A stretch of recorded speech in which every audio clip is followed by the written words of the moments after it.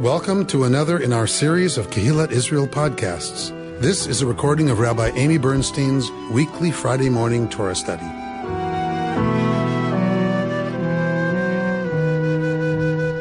We've been studying Deuteronomy, and we've been looking at it this year through the lens of Dr. Micha Goodman, who has given a series of lectures. The site is Tikva. That is the site on which he gives these lectures. And I don't know how, but I think for some reason, I think God loves me this year and knows that it's been a challenging time. And so she has lined up all of his lectures with the first triennial portion of each of our Shabbos readings. And it happened again this week. So thank you. So Micha gave one of his lectures. There are 8 lectures in total. Last time we did God's house and where God lives. That was lecture number 4. Lecture number 5 is politics and power. And he talks about the monarch. He talks about the monarchy in ancient Israel. And that's exactly our Torah portion. And it's in the first third of this year's Torah portion. So once again, Micha's teaching lined up really nicely with what we were going to be studying. So the parsha that we're in is actually Shoftim. And the word shofet means judge. And so the shofet would have been the magistrate. It would have been where you took locally all of your disputes. So between two Israelites, if there was a dispute, you went to the city gate where the shoftim sat, where the judges sat. And the judges would sit and adjudicate, and that was binding. Once we have the law of Deuteronomy, and there's a centralization of all of these branches of government, once that is centralized, now the priest would decide if it was too hard for the judge, or there was a lack of evidence, or both parties claim the same thing, and there's no way to prove one or the other right or wrong, it would often go to the priest. Now, for things to go to the priest, it had to come to the central priesthood in Jerusalem. So there would have been some concern on people's part about how they could get fair litigation. And it was going to be much more of a schlep for them than it had been previously. So Shoftim v'shotrim, so judges and officers you are to appoint for yourselves. So this is Deuteronomy talking about, again, the judicial branch. We're going to take a look at not the judicial branch, except to say that the qualifications for a judge are different in other places in Torah than it is from Deuteronomy. And in other places in the Torah, and I think I mentioned this before, judges are supposed to be people who kind of get it, people who have experience, people who know what they're doing in the world. And in Deuteronomy, though, the qualifications for a judge are about wisdom, which is code, right, for being wise is knowing the law. Being wise is knowing Deuteronomy. So the qualifications for the Deuteronomist are, for a judge, they need to be smart and they need to know how to decode this law. So once again, every branch of government comes under the law. So here we are, we're in Sefaria. For those of you who were on earlier when we were talking about this website, this is Sefaria, and you can find the entire text of the Torah, you can find the Talmud, you can find the Mishnah, you can find all kinds, really the corpus of Jewish sacred literature is here on Sefaria, and it is free, and it is a fantastic resource. All right, so we are at Deuteronomy 17, verse 14. Ki tavo el ha'eretz asher Adonai Elohecha noten lach, v'yirishta v'yeshavta ba, v'amarta, asima alai melech kechol hagoyim asher svivotai. Actually it's in Hebrew, it's when, you have entered the land, so ki tavo, you have to come, so you have to come to the land, asher Adonai Elohecha noten lach, and you have inherited it, right? So you essentially take it as your inheritance, you've possessed it, and you have settled it. So these are some of the rabbis, some of the commentators want to say these are the preconditions for there being a king. It's so that the Israelites have to fulfill these things. They have to come to the land, they have to take it as possession, and they have to settle it. Ve'amarta, and then you say, Asima alai melech, I will place over me a melech, a king, like all of the nations around me. So this is the singular. So this is the singular Israel will say this. Then you'll be free to set a king over yourself. But, says the Deuteronomist, we saw this in other places with the Deuteronomist, where can you bring your sacrifices? The place where God chooses to place God's name. It's going to be the same thing with the king. You may place a king over yourself, but it has to be one, Asher Yivchar Adonai Elohecha Bo, that God has chosen. Be sure to set over yourself one of your own people. You must not set a foreigner over you, one who is not, and the English, I don't like this translation, because it's literally right, but it misses the point of the Hebrew. What does the Hebrew say? Who does it have to be? Someone that is achicha, your brother. So it is very clear in Deuteronomy that the king can't be somebody asher lo achicha, that isn't your brother. So Micha is going to come back to this language, and he thinks this is critically important. The Deuteronomist is doing this on purpose, using this language on purpose. It could have just said an Israelite, right? But it doesn't. It says, Asher lo achicha. It can't be somebody who's, it's the double negative. It can't be somebody who's not your brother. All right. Moreover, what are the laws regarding, we're going to get some restrictions now. We're going to get some laws regarding the king. Rak lo yarbe lo susim. He can't have a ton of horses. V'lo yashiv et ha'am mitzrayma. Or send people back to Egypt, lema'an harbot sus, to add to his horses. Since God has warned you, you must not go back that way again. V'lo yarbe lo nashim, and he will not have many wives, lest his heart go astray. Nor shall he amass a lot of silver and gold to excess. And when he is seated on the royal throne, he shall have a copy of this teaching written for him on a scroll by the Levitical priests. This teaching means Deuteronomy, the Torah. This Torah, HaTorah Hazot. You see that in verse 18? HaTorah Hazot. This Torah means Deuteronomy.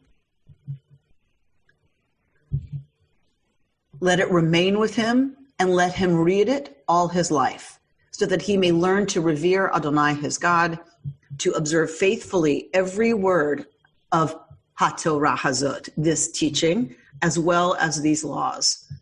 Thus, he will not act haughtily toward his fellows or deviate from the instruction to the right or the left, to the end that he and his descendants may reign long in the midst of Israel. Amy, can I ask a question? Sure, Bert. May I? A little confused. At the beginning, it says that God will choose the king. And then it says, well, when you choose the king, he has to be one of your brethren, and he has to be this, and he has to be that, as if they were choosing the king. So which is it, or is it both? Well, so it's both. So remember Shmuel, right? Remember Samuel and Saul? Right? So it's the prophet who hears from God who it is who's supposed to be chosen as king. Right? So God, it's God who chooses, but God speaks through God's prophets. But then if God chooses, why tell the people what the qualifications of the king have to be, as if they were deciding who it was going to be? That's where I got confused. Yes. Well, so seems to me to be going in two different directions. Right. So, it's a little forced that it's, so when we say the place where God will choose to make God's house, who chose where God's house was going to be? David. Right? Like, David chose Jerusalem for lots of reasons that we don't have time to go into now. David chose Jerusalem, the holy site of the Jebusites If you're going to make a new holy place, you better make it the place where the other people's holy place was. So he makes Jerusalem his capital. And the temple's going to be built in Jerusalem. That is David's decision. The Deuteronomist, of course, is going to say that is the place where God has chosen to place God's name. All right. So what about this business of the monarchy? All right. So in the ancient, so now I'm teaching from Micha. In the ancient Near East, as in lots of places after that, in the ancient Near East, the monarchy was the model, right, for ruling. So you had kings of empires, you had kings of city-states, you had kings of very small territories, you had big kings and little kings. So big kings were the conquering kings. Little kings were the vassal kings who served the conquering king. So you might have the king of an empire, but you could still have the king of a territory underneath that empire, right? So, I mean, and we see this in European history. It's not foreign to us, really. But in many places in the ancient world, that king's rule was absolute, right? So if you think of Pharaoh was not just the king. Pharaoh is also a god. So when Pharaoh gives a law, it is considered as if the god has given the law. So this is how it was in many places in the ancient Near East. Often the king was the high priest. And so there was this mix, of authority, but the king had absolute authority. So how does the Deuteronomist think about monarchy? Not Torah, because we have other kings in other parts of Torah. How does the Deuteronomist think about monarchy? Think about around the time of King Josiah. The monarchy in Tanakh, the monarchy in Torah itself, the 5 books, hardly appears at all, right? Because Genesis doesn't really deal with it, except neighboring kings that Abraham deals with or whatever. Exodus is the story of it coming out of Egypt, so we have the king there, but just the Egyptian king. It doesn't talk about Israel's relationship to Israel having a king, right? Leviticus is all about the priesthood and all about the laws of the Mishkan and how Israel was to function as a cult. So we really don't, and in Numbers, they're still schlepping through the desert. We don't really have a lot of conversation at all in Torah about the king. So Micha argues this is already a statement about how Israel felt about the monarchy, that there was already this sense that the monarchy is not so important. It isn't what you see in the neighboring countries, and it's not even talked about really in Torah much at all. When we get to Leviticus, and there's sin offerings made, Micha points out that Leviticus talks about a nasi, a prince, like a head of one of the tribes sinning. And it talks about what happens when a priest sins. What is the protocol for dealing with that? Not one mention in Leviticus of what happens when a king sins. So when you start looking at who's most important, when the important people sin, here's what you do. The king, there's no mention of the king. No king is mentioned. Leviticus completely ignores the existence of the king. And we know that during the priesthood, of course, there was a king. Right? As soon as you have Israel as a nation state, you have a king. You have David. You have Saul, and then you have David. So the Levitical material, P, is written way after that. So there was a king, but Leviticus doesn't seem to care much at all about that. When it talks about who you can't speak badly about in Leviticus, you are not allowed to speak badly about powerful people, and it names some of them. Again, no mention of the king, and so Micha points out from the point of absence the fact that Leviticus really doesn't deal very much or care very much about the monarchy. All right, so we're back at verse 14 of chapter 17, when you come to the land and you conquer it and you settle it, right, then you may appoint a king. So Rambam, Maimonides, wants to read this as a positive commandment. You will then appoint a king. That God is saying, you should do this. And that's what Deuteronomy is saying. Or is it what Torah says when it says, I want to put over me a king like everybody else around me? So or is an imitation of the nations around them. So there seems to be some discussion in the commentaries about whether or not God even wants this to happen. So some want to say that God allows it. And Rambam wants to say that God actually says, set for yourself a king, that positive statement is actually a positive commandment. He has to be an Israelite. You want a king like the nations around you? Fine. But he can't be from the nations around me. And this is where Micha points to the language of that pasuk, that verse that says, it can't be somebody that's lo achicha. It can't be somebody that's not your brother. And Micha says this language is used by the Deuteronomist on purpose. And it's used on purpose to break down the idea of the hierarchy of the king. Don't you ever forget, Israelites, that he's achicha. He's your brother. So unlike some things that lift the king above everybody else, what's that called in Latin? Like that, that the king is, granted his authority by God. I forget what it's called. But there's some fancy history term for that. So that the king is somehow inherently different. Divine right of kings. Yeah, something like that. So that, it's because this person has something that God has given them that you don't have, that they get to be royalty and you're not.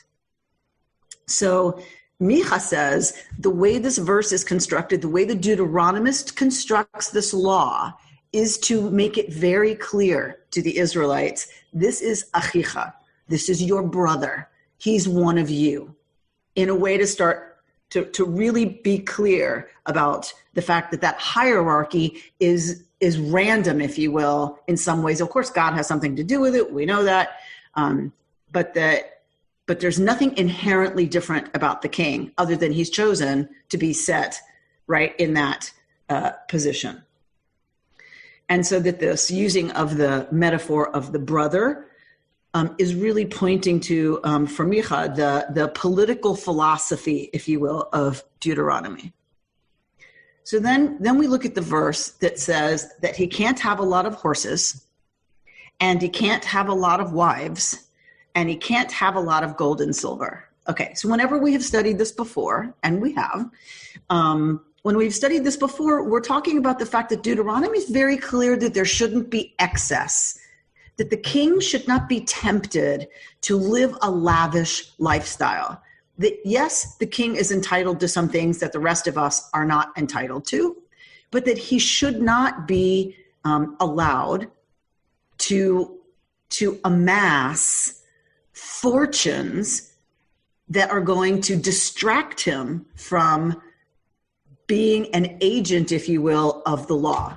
And ruling the people should be, and being fair and wise and all of those things, that should be his focus. And if he gathers too much wealth, then he's gonna want to be on his yacht instead of dealing with the people and policy. If he has too many wives, he's gonna want to be doing what one does with them instead of working on public policy. And of course, the other part of having many wives that we're all used to hearing, yeah, I figured Bert would pick up on that. And so the other thing that we're used to about wives is that not only will they tempt him, just physically tempt him away from what he's supposed to be doing, but of course, they will tempt him to worship their gods. And we see that this turns out to be true, right? Solomon, right, had all kinds of stuff in the temple that shouldn't have been there, right? To appease his wives. So there's a concern about avodah zarah. There's a concern about going over to worshiping gods other than Yud Hey Vav Hey. This is how we're used to thinking of these laws in Deuteronomy. It's how I have always thought of them. Micha Goodman helped me see them a little bit differently. Micha says, what are wives really about? Why do kings and queens marry the people they marry? Is it a love match? Rarely. Why do kings and queens marry the people they marry? Yeah, they're making political alliances. And so Micha says, Deuteronomy's coming to say, your king can't make too many alliances with too many players, because that makes your king too powerful. If your king has all these alliances, Brian says, it's good to be king. Indeed. So if you have all these political alliances, your king can become so powerful that he actually, right, is a power in the region, and that is a tipping of the political power that Deuteronomy frowns on. Deuteronomy does not want that.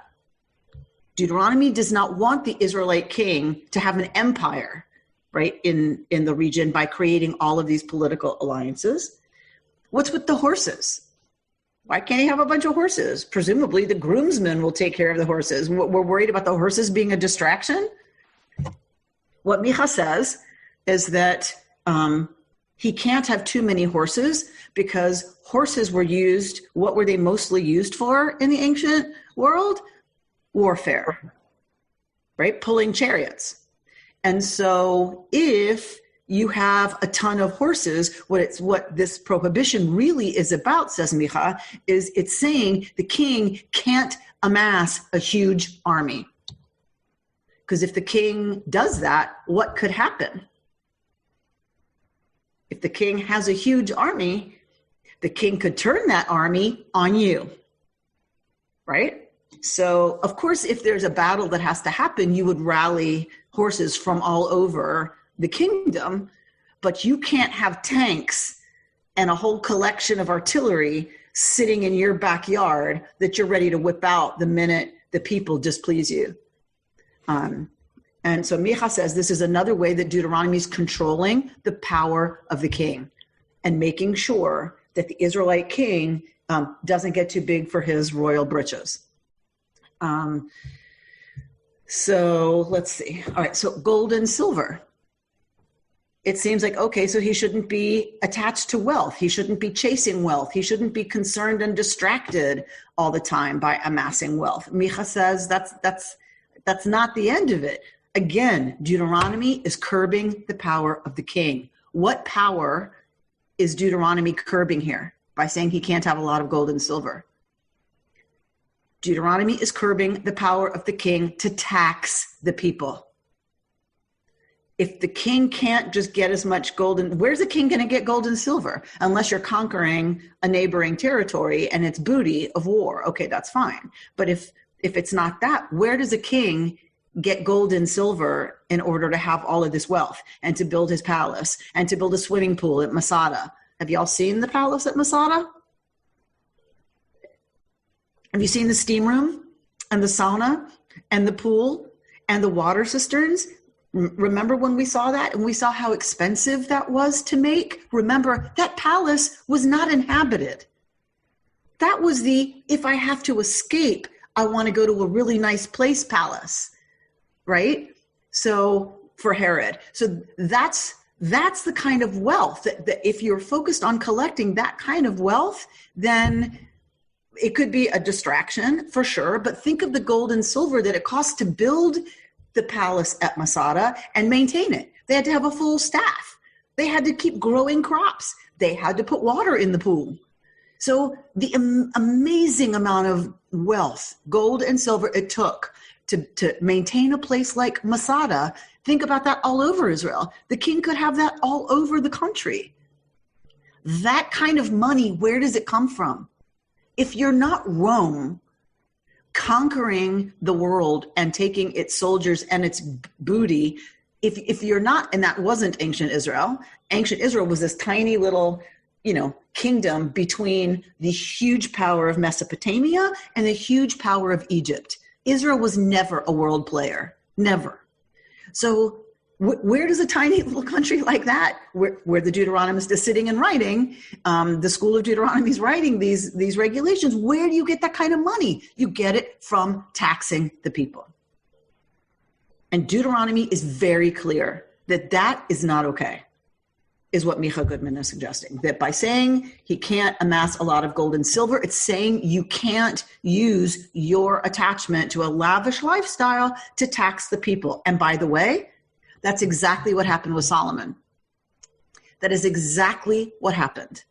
Solomon overtaxed the people for his building projects, and that was, guess what? The end of the united monarchy.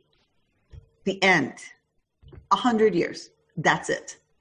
It broke apart into the northern kingdom of Israel and the southern kingdom of Judah because the people were overtaxed. This is written way long after that, right? This is written around 622. The northern kingdom of Israel fell 100 years before. So this is a remaking, a reworking of all of the systems that already existed. The judiciary, the monarchy, prophecy, the priesthood. These all existed and had been functioning in Israel for a really long time. This is a reform. So the Deuteronomist is saying that didn't work. We saw that when Solomon did all these things, the kingdom broke in half, and then Israel became weak, and Israel fell to the Neo-Assyrians. Okay.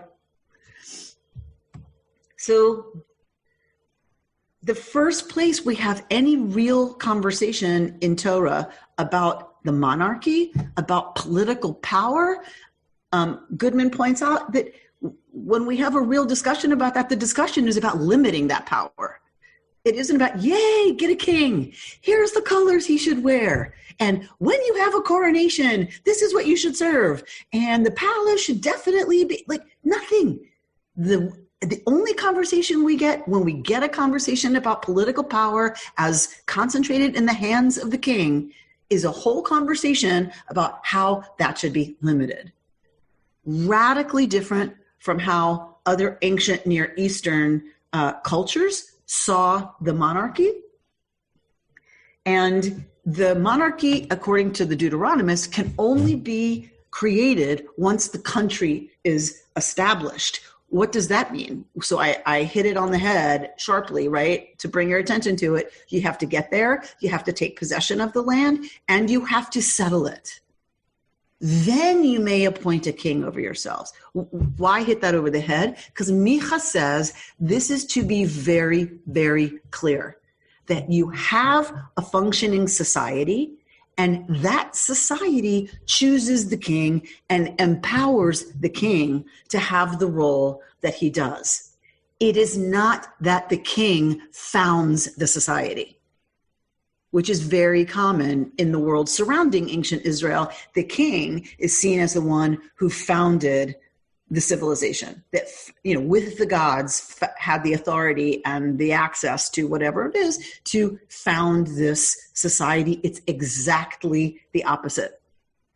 That the society chooses the king, and the society is governed by laws, and those laws include ways to put limits on the king and on what the king is allowed to do and what the king is allowed to acquire and how the king is allowed to develop, if you will, in the system of power in ancient Israel. So then we go to this writing of and Brian, here's where I'm going to take issue a little bit with what you said in the chat, is most people believe Zot HaTorah, Hazot is not a Torah. It is Deuteronomy. This instruction, right? We hear all over the Jewish world, a king had to write a Torah, a king had to write a Torah. No, the king had to cause to be written Torah Hazot, this instruction, meaning Deuteronomy. so that the king had to occupy himself with studying Deuteronomy, meaning your monarch had to be sort of, if not an expert, had to be extremely well-versed in the Constitution. This is the Constitution. This is the law. So what if your king has to be caused a copy of all of the constitutional law of the United States to be written, and then has to occupy themselves with that? So the King of England, the Queen of England, has to be reading the Constitution all the time. That's how Torah imagines you have a monarchy that works. Yes, Bert, a professor of constitutional law, at least well-versed in it, because the king is supposed to be reading it. So writing a book, the king has to be caused. Okay, it's very hard. How do you take Hebrew and make it English? The king has to cause a copy of the law to be written in front of the priests. What is this about? Why involve the priests in this? So rather than thinking, okay, this is how they get the king gets the hechsher of the priests and it rises him in power, Micha says it's the opposite. It's to show that the king is dafka, not a priest. Even the king has to go before the priests to have this copy of Deuteronomy written.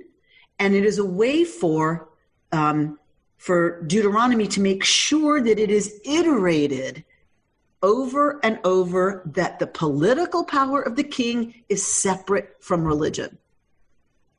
Prophecy remains one branch of religion, and the priesthood is another branch of religion. Those do not come under the power of the monarchy. It is the opposite. And what I think about is when you have the head of the church, who crowns the king in Europe? The head of the church places the crown on the head. Why? Right? To show that, don't you think for a minute, king, queen, whoever you are, princess, don't you think for 1 second this happens without the approval of the church? So this is not that, but it is saying, yeah, the king is not the priest. The king is not a Levite. The king is not in control of that branch of society, which is the religious branch. So the limited power that Deuteronomy places on the king, on the judges, on the priests, on prophecy, Micha Goodman says this is democracy, essentially, that the power originates with the people. And that is why it is so important that Deuteronomy says you will appoint a king for yourself. It's clear that the king has not founded the society. It is clear that the king is not elected alone by God, that the king is not a priest. All of these things, or a prophet, that it is coming to suggest that the power of the monarchy is in the people. And everybody is subject to Torah Hazot, this instruction. That's democracy, in a sense, or at least a constitutional monarchy. So Micha says, when you look at, what is the king supposed to do? Okay, he can't have a big army. He can't have a lot of political alliances. He can't tax the people so that he has a bunch of palaces. Okay, well, what does the king do? What does make the king so great? What does our king do? Does our king win a bunch of wars? No. Does our king build a bunch of monuments? No. What does our king do? Writes a book. This is the Jewish king. This is what the king is described as doing, is writing a book and reading it. Very much a Jewish king, right? But all tongue-in-cheek aside, that is a much different portrait of the king than, let's say, what Egyptian literature would have had to say at the same time about Pharaoh. All right. Chapter 17, verses 19 and 20.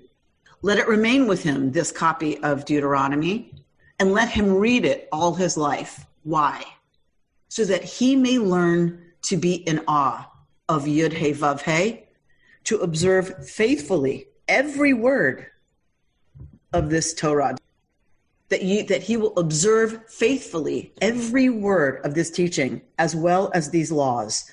This way, he will not act haughtily towards his fellows or deviate from this Torah, this instruction, to the right or to the left, to the end that he and his descendants may reign long in the midst of Israel.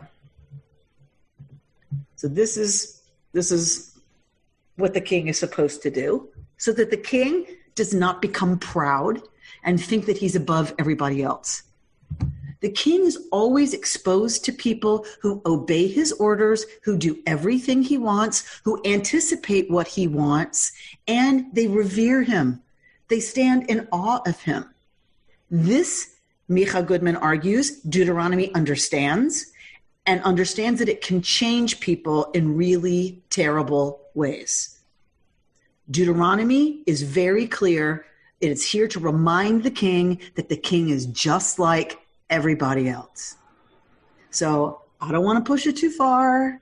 I don't want to make too fine a point of it, right, Bert? But okay, right? When you're surrounded by sycophants, when you're surrounded by people who say yes to you all the time, yes, sir, yes, sir, yes, sir, yes, sir, and don't argue with you and are afraid of you, right? Your eyes, both awe and fear, then Deuteronomy says that does not produce good result.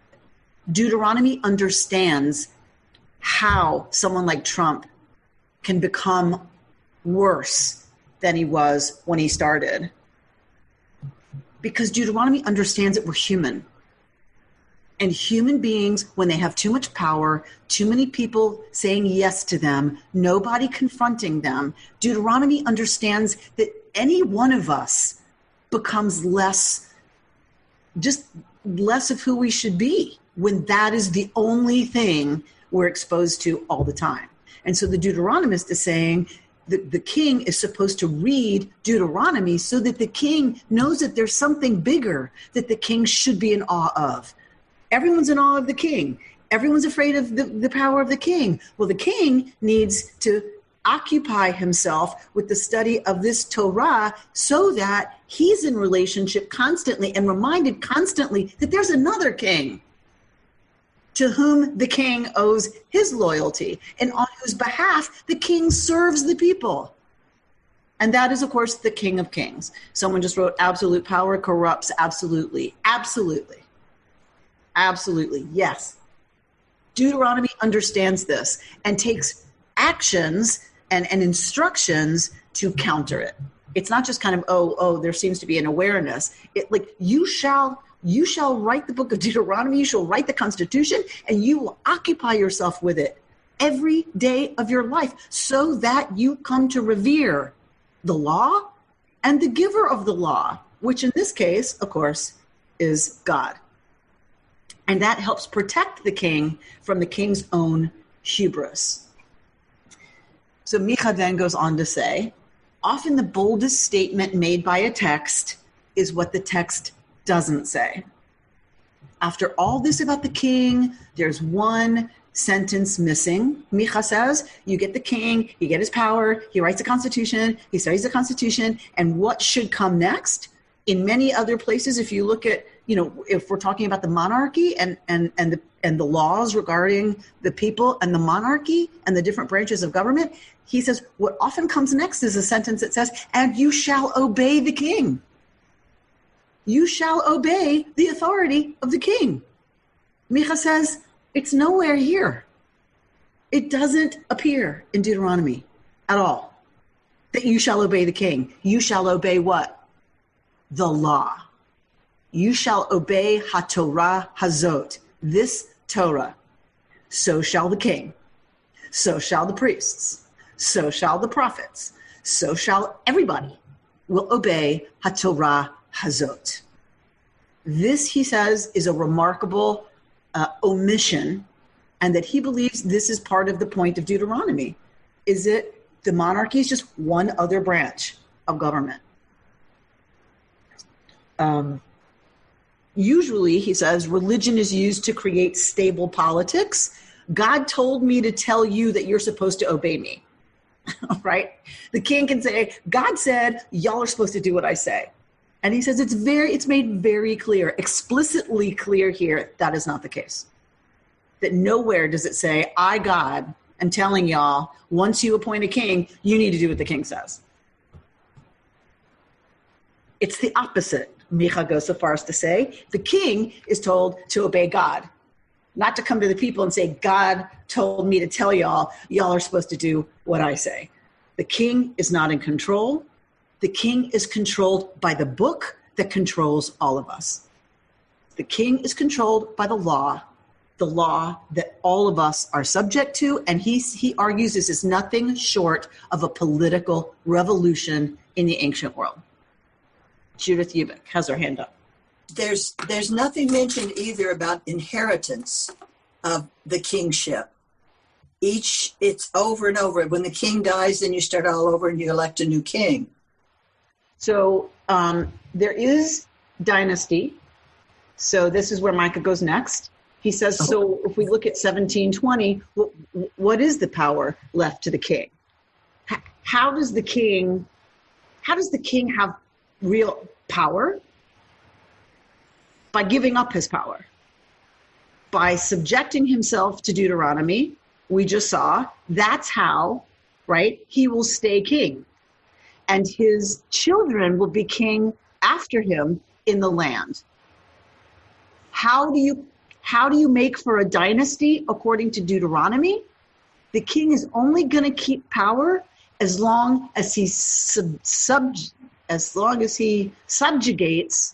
his own power to the Torah and to God. I mean, I don't know if it's irony exactly, but for Micha, he was very clear. Your son will become king after you only if you follow the laws and only if you recognize the King of Kings. Then you will be king for a long time, and your sons will be king after you. As long as they follow the same laws. Exactly right. So only by giving up your power, according to Deuteronomy, do you keep your power. Again, a political revolution in the ancient world. George, are you just waving at me, or are you wanting to speak? Yes, the king, as you kept saying, writes the book, the Torah. But if he writes the laws, as opposed to copying No, it's copying. It's copying. It's copying. Yes, writing, not making up. Writing. I much prefer copying in the language rather than writing, because. All right. Well, I'm just translating it from the Hebrew, George. The Hebrew says writing. But he makes up his own laws. She makes up her own laws. He causes, right, this to be written down, meaning it's already here. Writing doesn't mean in Hebrew what we mean when we say writing the law. You don't write law in Hebrew. So I know what you're saying, but that's only in English. That confusion doesn't happen in the Hebrew. You can't write laws in Hebrew. It means physically writing the laws that already exist. Okay. It doesn't mean making them up. But I get how in English that can be confusing. So from now on, when you translate this, you will always say copy. Okay, thank you. So I'll close with Micha, who says he doesn't think it's an accident that our story of leaving Egypt and receiving Torah in the Midbar, Micha doesn't think it's an accident that our narrative, our story, which is written, of course, way later than the events it's imagining, that our story of receiving Torah in the desert is not an accident. It's part of this whole impulse against the culture of the ancient Near East. Where do we receive Torah? We don't receive it in Egypt, where there's Pharaoh and a glorification of the king as a god, and a glorification of the king's power, and a glorification of death, and a glorification of the pyramids, not of the pyramids, the pyramids being a glorification, right, of the king. Monuments that we still are in awe of the fact that they are that big and that they're still here. That was the point, was to make something seriously huge and that would last for a super long time. We're still really impressed by those monuments. That is not Israel. Not Pharaoh, not those monuments, not the pyramids, not all those amazing things that Egypt was about, the chariots, the everything. Not in Egypt. That's not where we got Torah. And we also didn't get Torah in Mesopotamia. We didn't get Torah in Canaan. We didn't get Torah in Mesopotamia, in the Holy Land. We didn't get Torah there. Why didn't we get Torah in Mesopotamia? It's the other place that glorifies power, that glorifies the king, that glorifies monuments, that glorifies war and conquering and becoming an empire. Mesopotamia was an empire and was always wanting to be an empire, right? Whether it's the Babylonians, the Neo-Assyrians, they always wanted to be an empire and worked hard at it and were really good at it. That is not where we received Torah. Micha Goodman argues we received Torah where? In no man's land, in between the empires, in between the power of the king, of the monarch, as a representative of the god, in between the places that glorified monuments, that glorified death, that glorified all of the things that ancient Israel was supposed to stand against. We don't glorify death, we glorify life. We have here a constitutional monarchy, which means it's a move towards democracy. And even though the priests have a special status, we know that the Torah was revealed in our story to everybody. There is a democratization that is happening in ancient Israel that is dafka between the great powers of the ancient Near East, and it comes as a protest in a way. Not a protest, but a revolution. That is astonishing. Little tiny Israel really should have been looking to those other powers and saying, oh, we want to be like them. Look how much land they have. Look at their pyramids. Look at their palaces. How come we don't have, right? But that is not the move of ancient Israel. Ancient Israel takes a different direction and says, no, that is not the kind of society we want. That is not the kind of kingdom that we want. We want one where what is most important, what everybody understands, what everybody knows, what everybody follows is the law that says over and over and over again, take care of the most vulnerable among you. That is what the king needs to be about. That is what the priesthood needs to be about. That's what the magistrate is about. Justice, equity.